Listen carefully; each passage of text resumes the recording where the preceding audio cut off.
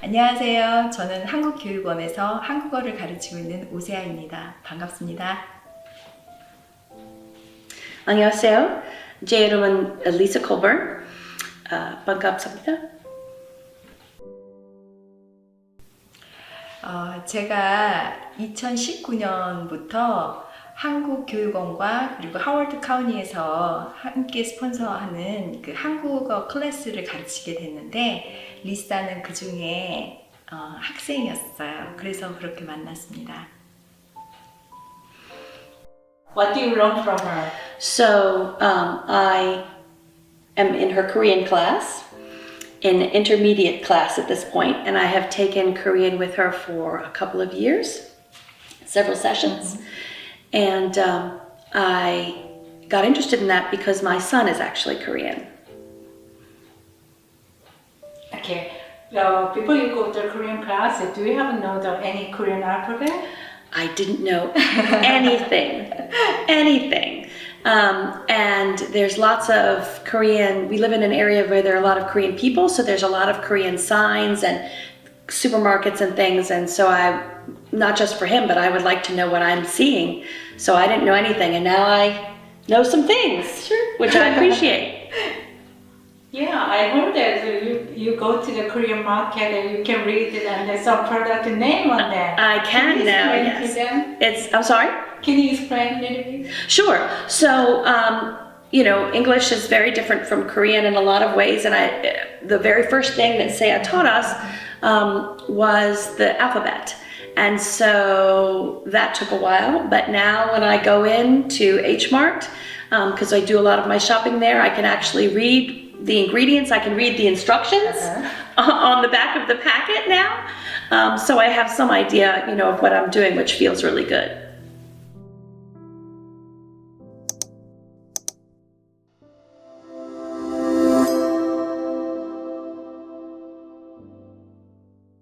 Lisa, why did you take into this class? So the main reason that I personally took it is because my son is an adoptee from Korea, and I wanted to learn to be able to pass it along to him. I also wanted him to see me learning because it was his first language, and it would be wonderful if he, I think he has a predisposition to understand it, and I would think it would be wonderful if he could take it up again.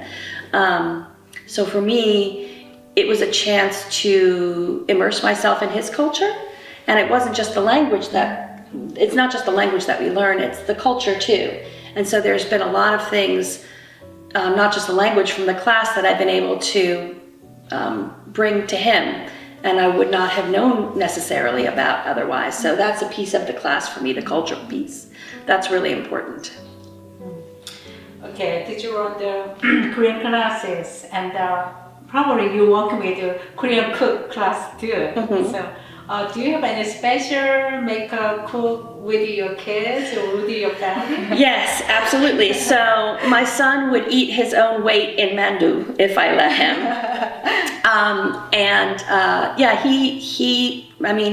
We have a rice cooker. He cooks his own. He eats rice for breakfast most days. That's his favorite thing. And so mandu and bop is a big thing in our house. Bulgogi, japchae, lots of different. We tried all different things, but those are the regular things that we have all the time.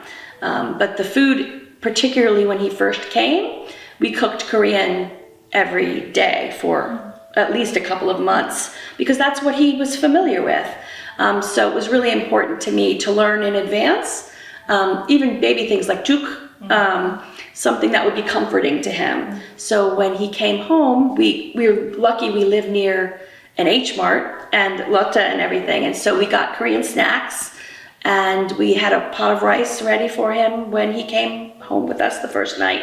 And I think it was really comforting to him to have a taste of home. And also we learned some baby language so that we would be able to communicate with him and comfort him when he was a baby. And I think having that was really important to him. So this is just, in my view, taking this class is an extension of our caring for him. Yeah, thanks so much. I heard that you said still using his original uyu. Yes, we call milk uyu in our house. There's a bunch of words that we have that are Korean words at this point. He calls us Oma and Appa.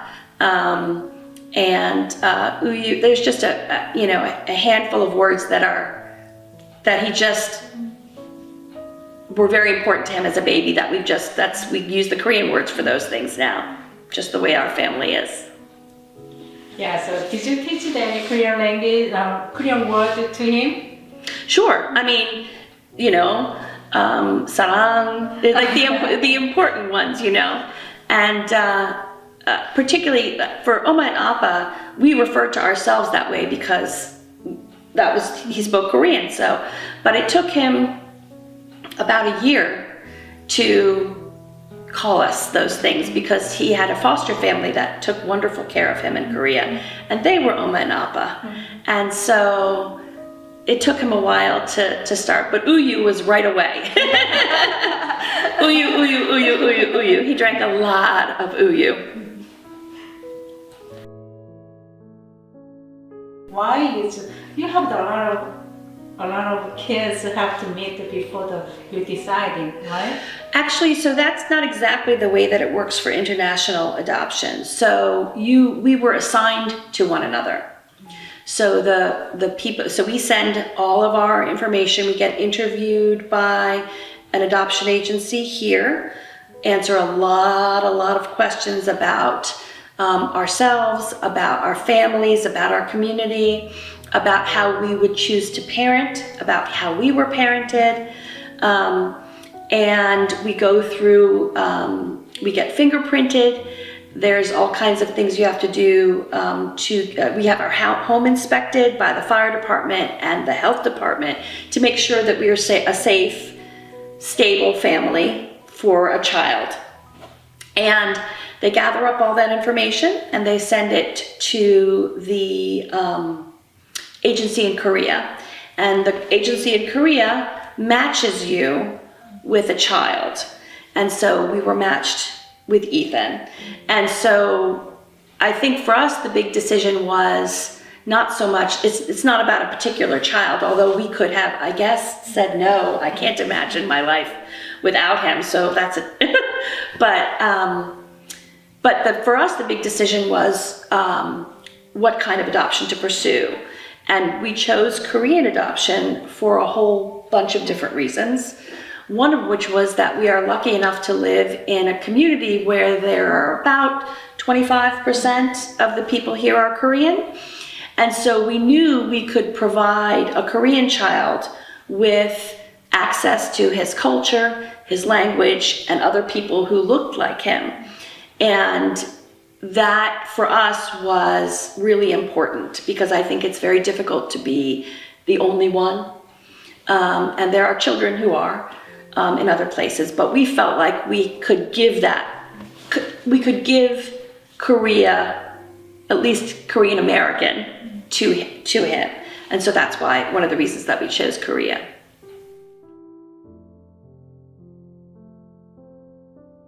Well, when he first came, that first moment to see him was, he was just adorable, of course. And that my mother was with me, behind me, was with us. And she's like, oh, he's adorable. So she fell in love with him instantaneously. And we had seen some videos and stuff, so it was wonderful to be able to see some of that. We were very lucky. Some people don't have any pictures or photos or anything before their child came, but we had some. And I guess that the first week it feels a little like babysitting. I think for maybe any new mother, it's, and other people get handed a little tiny baby. We got somebody, he was running, he was walking, talking, running when we got him. So I think when because it was scary for him. And I think there was a moment, I handed him to my husband and he started to cry because he doesn't know us. We're strangers to him. And tried to comfort him, and then he handed him to me, and he was, upset for a little while, and then about 5 minutes later, he took this deep, shuddering breath and just sort of relaxed into me. And at that moment, I knew we were going to be okay, I think. And they're just, we missed a lot of his first because he came at 20 months, but we saw so many others. And, the first time he said, I love you, the first time he called me Oma, it took months and months. And the first time he called me Oma is I will never forget. I will never forget. And it's just a wonderful feeling to know that he felt safe enough to do that. And he felt the love from us to do that. And it took a lot for him. I mean, he really had to learn to trust us, and he did a wonderful job, and his foster family did a wonderful job preparing him. He was ready to be loved, and he's an easy person to love. So that part just sort of came naturally, I think. That part wasn't hard. Yeah, I guess imagine. So first he called Oma, you probably crying. I was so happy. I can't even tell. I was thrilled. He called my husband Appa first. He was more comfortable. Oh, really? Appa first? Yes, Appa first. He was very close to his foster father, I think. And so the two of them, we both stayed home a lot at the beginning. And so the two of them, my husband and my son, are magic together. They, oh my goodness, two people could not love each other more. They're so adorable. And he's always had a really special relationship with his Appa. And I was thrilled for my husband but yes, my husband got Appa about 2 months before I got Oma. And so I was like, yay, I finally caught up. Okay, so when I was young, usually my mom and dad, who was more favorite? My husband's favorite. He'll say, when he was little, I'm like, you love Appa? And he would say yes. I said, you love Oma? Yes. But you love Appa a little bit more, like just a little bit, Oma. Just a little bit. I'm like, that's fine by me. You love who you want, son. I know you got enough love for both of us. It's fine. Even though it's a Korean family, kids, 1.5, second generation, they're also confused who I am, identity. Yeah. So probably he's come maybe later on. He's more seriously asking them. Do you have that prepared that answer then?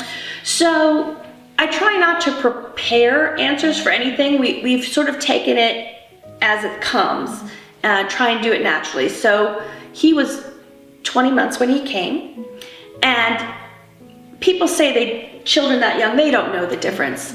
Yes, they do. He was very he knew he looked different from us. He knew we sounded different from him. He knew that it was all new. So I remember sitting with him when he was less than 2.